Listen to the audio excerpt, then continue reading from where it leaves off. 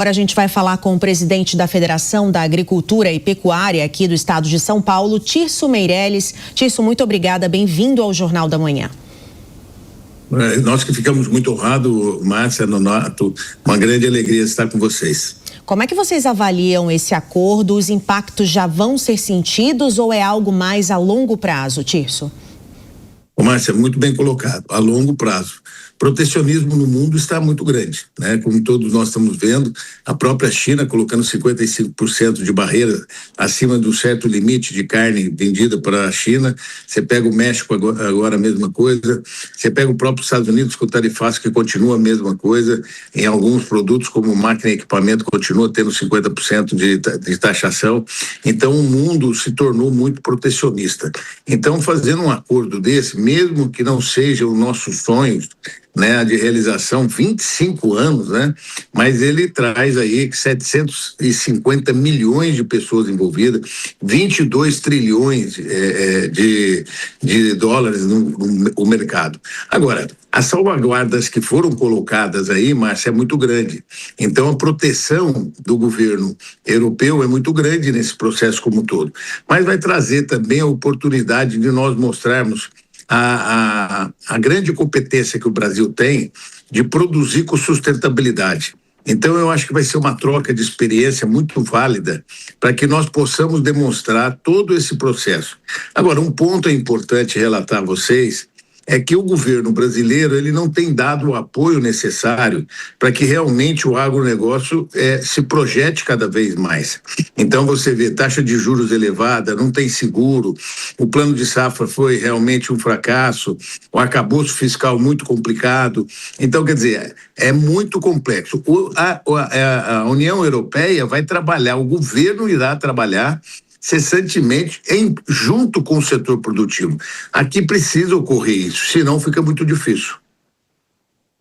Tirso, nós acompanhamos muitas manifestações, inclusive quem nos acompanha pela TV observou aí imagens enquanto você falava. Tivemos muitas manifestações de agricultores, especialmente na França, que sempre se posicionaram contra esse acordo Mercosul-União Europeia. Como é que você vê essas manifestações? Eles têm razão, ou seja, o agro deles poderá ser impactado e até mesmo pela força do nosso. Qual é a avaliação que você faz em cima disso, Tirso? Nonato, nós temos de ter muita sensibilidade nesse momento, né? Você pega, por exemplo, o que está acontecendo no Brasil. Nós estamos aí com o problema da pecuária leiteira, que estão trazendo leite em pó, mistura com água e concorre com o nosso leite. Praticamente 80% das nossas propriedades rurais do país tem leite. E isso está quebrando toda uma infraestrutura. Precisa de ter inspeções para mostrar antidumping, que é o que nós pedimos isso para o ministro da Indústria e Comércio, para que ele pudesse abrir um procedimento nesse sentido. O problema da seringueira no Brasil foi a mesma coisa. Não se abre inspeção. Então tem de ter toda uma transparência nesse processo todo para que você não quebre a estrutura produtiva de um país. Agora, a França, ela tem uma dificuldade muito grande. Ela produz soja, ela produz açúcar de beterraba, ela tem todo um viés produtivo muito interessante. Mas ela não tem a salvaguarda sobre o meio ambiente. Então, o meio ambiente vai ser realmente um desafio muito grande para ela. Agora, todo esse processo é um ganha-ganha. Eu acho que quando você abre um processo nesse sentido, você faz uma projeção, por isso que existe aí um fato importante para a gente relatar aqui, o Nonato, que é o problema de 5 a 15 anos que isso vai começar a ser implantado. Então não é para agora imediato, né? Nós demos um passo importante, agora tem de construir todo esse processo, que foi o que a União Europeia fez isso com o Vietnã, fez isso com o Canadá, fez isso com a Coreia. Foram os acordos bilaterais que eles fizeram e criaram esse processo como todo. E o Brasil precisa de ter musculatura para acordos bilaterais e honrar os compromissos, que esse é o ponto importante para que nós possamos levar essa qualidade do produto, porque a população desses países gosta muito dos nossos produtos.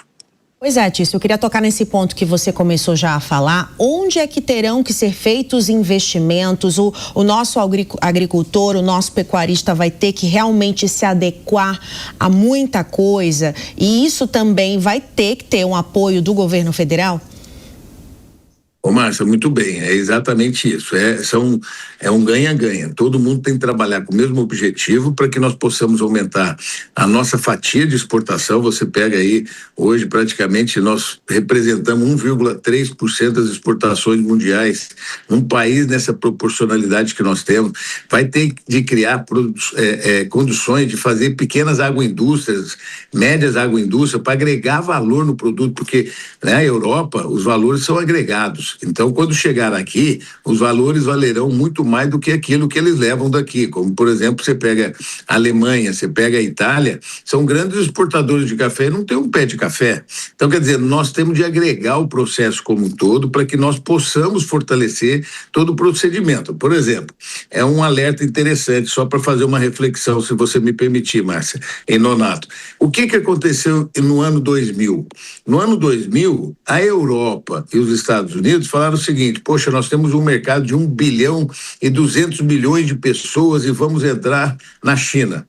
Mas eles não perceberam que a China, a concorrência deles, é uma concorrência meio complexa, porque lá você não tem Ministério do Trabalho, você não tem juros elevados, você tem todo um processo de democracia diferente do que é o nosso, que nós temos de cumprir todos os pontos. E aí, obviamente, ocorreu a desindustrialização do mundo todo. Já no caso da Europa e Brasil, são semelhantes. Os nossos deveres e os nossos direitos são praticamente idênticos. O que precisa, sem dúvida nenhuma, são os governos, porque, por exemplo, esse contrato, essa parceria que nós estamos fazendo, esse acordo comercial que nós estamos fazendo, poucos de nós ficamos sabendo, vamos dizer, com muita profundidade, os itens que estavam ali dentro. É mais ou menos o que aconteceu com a reforma tributária que nós vamos começar agora, que a população vai começar a entender agora alguns pontos que já foram colocados e não foram discutidos com a sociedade. Então nós precisamos ter, sem dúvida nenhuma, muita transparência, e o governo tem de estar junto, porque ele que fez o acordo e que nós vamos assumir. Mas a economia, ela é dinâmica.